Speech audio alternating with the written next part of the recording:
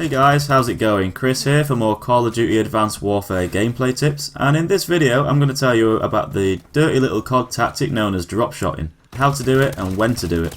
And this should win you a lot more one-on-one gunfights with other players. So basically, what a dropshot is, in case you don't already know, it's when you lie down and go prone midway through a gunfight, but carry on shooting your enemy. This cheeky little trick has been around in COD for years, and many of the pro gamers and pro Call of Duty players love to take advantage of it. You've probably noticed this happen quite a lot if you play Call of Duty online multiplayer, and it's actually quite simple to master if you know how to do it right.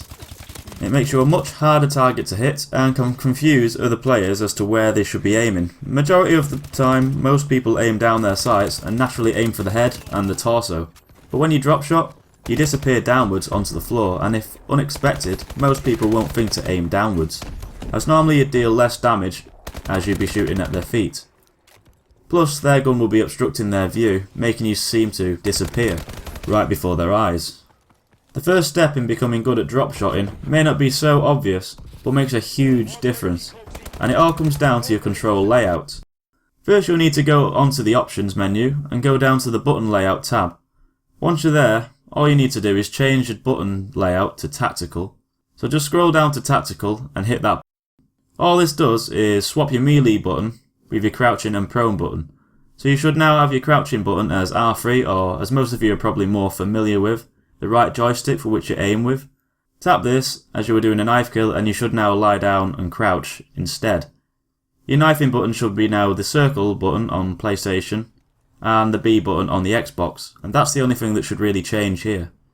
It might be a little bit confusing if you're used to playing with the default button layout, and you might find yourself knifing when you wanted to lie down, or lying down when you wanted to knife. But just practice with these controls and over time you will get used to them. Okay, now onto the actual drop shot itself.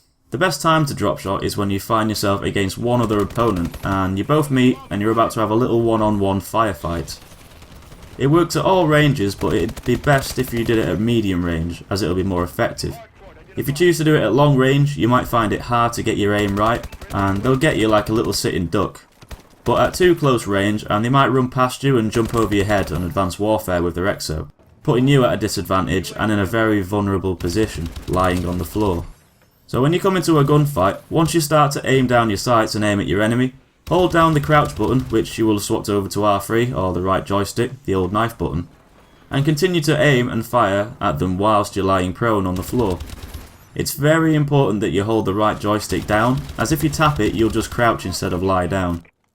Once a firefight is over and you've successfully taken your enemy out, double tap the right joystick to stand back up again, and continue your little mass murdering rampage. You want to stand back up as fast as you can after killing your target, as you'll be pretty easy prey for someone else who might be nearby if you're lying down unable to move.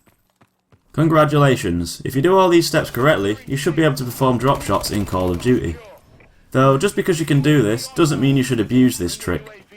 If you constantly do this in matches, experienced players might predict it and use your lack of movement on the ground against you.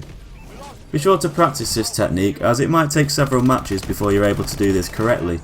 It's not the easiest thing to do and does require a bit of decision and quick thinking, but when you master it, one-on-one gun battles can be tipped into your favour quite a lot, and you might even notice your kill to death ratio improve over time. So remember guys, practice makes perfect. But that's pretty much all I have to offer in this video. Follow these steps and these tips, and well, you should be able to drop shot like a pro in no time and come out on top against more players. I hope this video has helped you learn something new today, and if you did, please give this a thumbs up and that'll be greatly appreciated. Subscribe to see more guides, tips and tricks in Call of Duty and lots of other games in the future. Thanks for watching, and I'll see you in the next video.